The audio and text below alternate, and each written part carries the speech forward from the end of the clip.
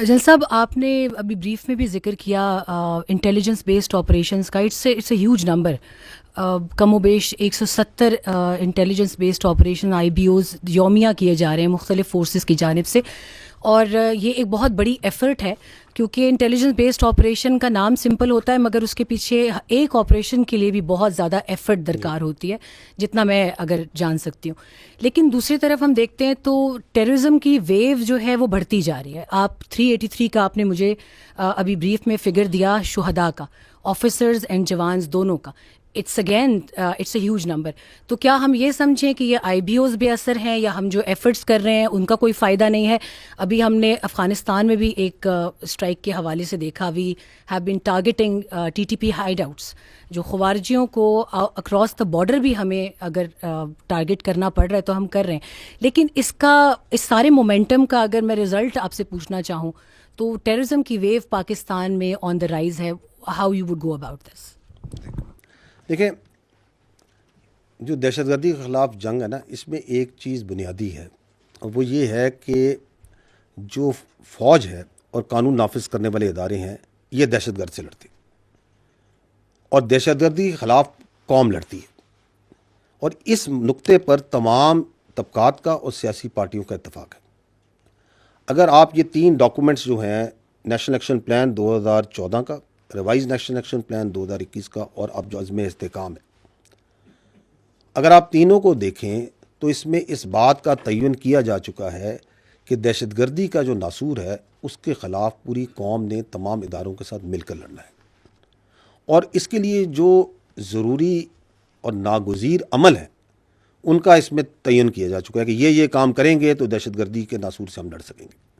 ان میں سے جو کائنیٹک ایکشنز ہیں وہ کام ہے فوج کا, انٹیلیجنس ایجنسیز کا, قانون نافذ کرنے والے اداروں کا. اس میں نہ تو ہم نے کبھی کوئی شخص چھوڑا ہے اور نہ ہی آئندہ کبھی چھوڑیں گے انشاءاللہ. لیکن دہشت گردی اس وقت ختم ہوگی جب وہ علاقے ان میں وہاں پہ انصاف قائم ہوگا, جب وہاں پہ تعلیم ہوگی, صحت ہوگی, انتظامیہ ہوگی, گڈ گورننس ہوگی, جب وہاں پہ نظام تعلیم اور مدارس میں اتفاق ہوگا, اور سب سے بڑھ کر جب وہاں پہ ٹیرر اور کرائم کا نیکسس بریک ہوگا. یہ ہے وہ تلخ حقیقت جس سے ہم مزید چہرہ نہیں چھپا سکتے کہ جب تک یہ کام نہیں ہوں گے دہشت گردی جاری رہے گی. اس سے ہم کوئی انکار نہیں کر سکتے. اور ہمیں یہ بھی معلوم ہونا چاہیے کہ پاکستان میں ایک اربوں روپے کا ایک غیر قانونی اسپیکٹرم موجود ہے. اس میں بھتہ خوری ہے, نان کسٹم پیڈ گاڑیاں ہیں, اس کے اندر اغوا کاری ہے, اس میں سمگلنگ ہے, اس میں غیر قانونی اسلحہ ہے, اور اس میں یہ فیک نیوز اور پروپیگنڈا بھی اسی انلیگل اسپیکٹرم کا حصہ ہے. یہ جو انلیگل اسپیکٹرم ہے اس سے جو فائدہ اٹھاتے ہیں, جو ارباں روپیہ بناتے ہیں, ان کی ایک ہی خواہش ہے کہ سسٹم جاری و ساری رہے. اور اس سسٹم کو جاری و ساری رکھنے کے لیے وہ یہ انشور کرتے ہیں, وہ یہ بھرپور کوشش کرتے ہیں کہ وہ تمام ضروری عوامل جن کا ریوائز نیب میں, جن کا عزم استحکام میں ذکر ہے, ان پر عمل درآمد نہ ہو. اور اس لیے اس انلیگل اسپیکٹرم کے نیچے آپ کو لا قانونیت اور دہشت گردی پنپتی نظر آتی ہے. اور بدقسمتی کی بات یہ ہے کہ جب آپ اس انلیگل اسپیکٹرم کا بغور جائزہ لیں تو آپ یہ دیکھیں گے کہ اس کے پیچھے جگہ جگہ پر آپ کو سیاسی پشت پناہی بھی نظر آئے گی, جو اپنے تنگ نظری, سیاسی اور مالی فائدے کے لیے وہ تمام ضروری اقدامات جن کی وجہ سے ہم نے ریوائز نیب, عزم استحکام اور ان عوامل کو جس نے اس انلیگل اسپیکٹرم کو توڑنا ہے وہ کرنے ہیں, ان کی راہ میں روڑے اٹکاتی ہے. تو this is how this system is working. اور اس کو بریک کیے بغیر یہ کام نہیں چل سکتا. ہمیں اس بات کا معلوم ہونا چاہیے کہ اگر اس ملک کی اشرافیہ اس بات پر اتفاق میں آئے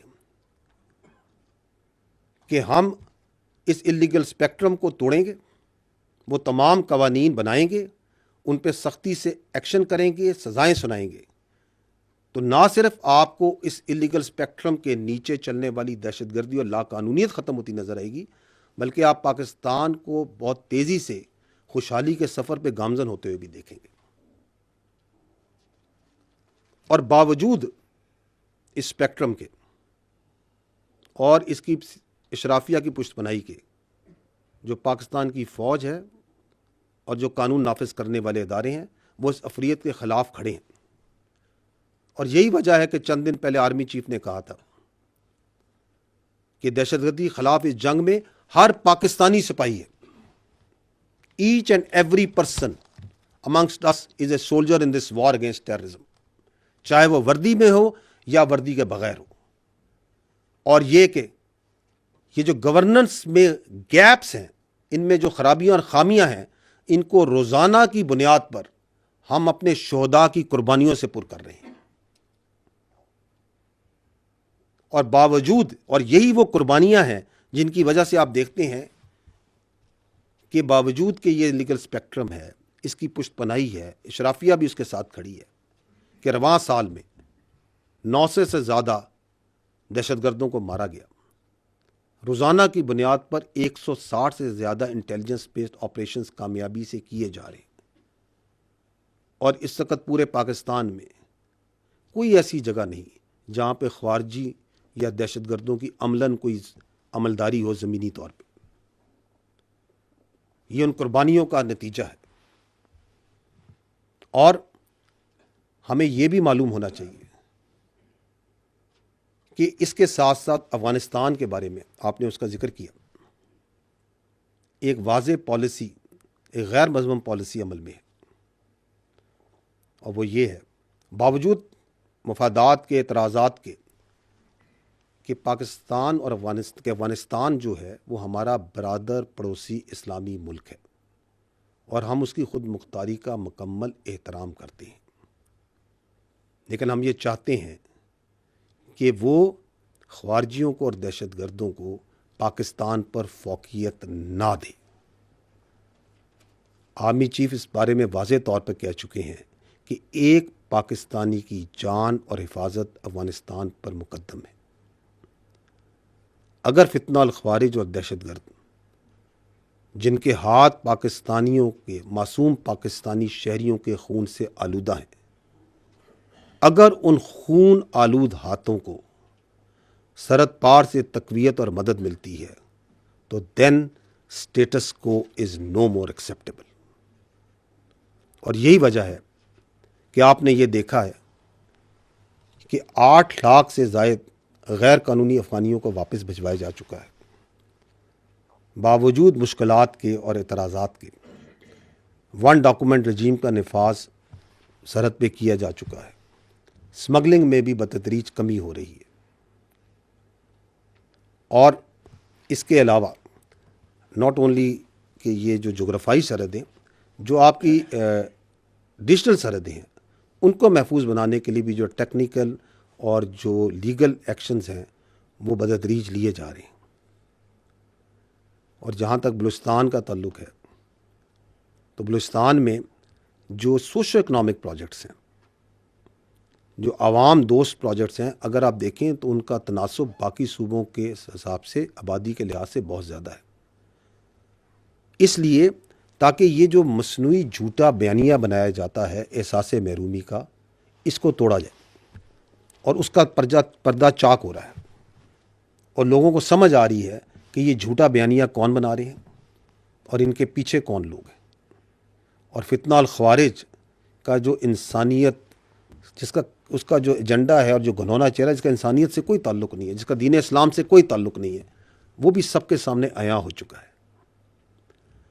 تو یہ وہ کامیابیاں ہیں. اور ان میں سب سے بڑی کامیابی وہ یہ ہے کہ ہماری قوم کا, ہمارے عوام کا اور ہماری افواج کا عزم اور حوصلہ بلند ہے.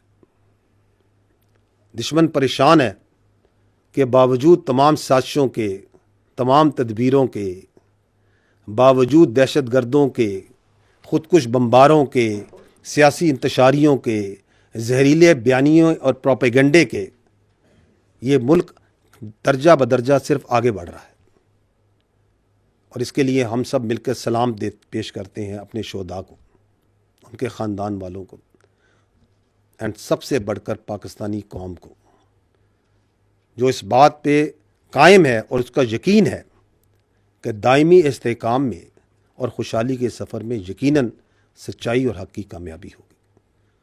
So it's a complex thing. I hope I have been able to answer you.